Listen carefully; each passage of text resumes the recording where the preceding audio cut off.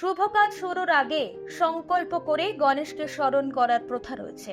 কোনো কিছু উদ্বোধনের সময়ও প্রথমে শ্রী গণেশায় নমো লিখে থাকেন অনেকে। কিন্তু কেনই নিয়ম? গণেশ হলে সর্ববিঘ্নহারী, মঙ্গল মূর্তি এবং সিদ্ধিদাতা। হিন্দু পুরাণ অনুসারে কোন ঈশ্বরের পুজো সর্বাগ্রে করা উচিত, সেই নিয়ে মতবিরোধ দেখা দেয় দেবতাদের মধ্যে। নারদ মুনির কথায় সমস্যা সমাধানে দেবতারা হাজির হন মহাদেবের কাছে। অবশেষে সকল দেবতাকে নিজ বাহনের সঙ্গে সমগ্র মহাবিশ্ব পরিক্রমণ করার প্রতিযোগিতার আয়োজন করলেন তিনি। সর্বাগ্রে যিনি মহাদেবের কাছে পৌঁছাবেন তিনি হবেন প্রথম উপাস্য।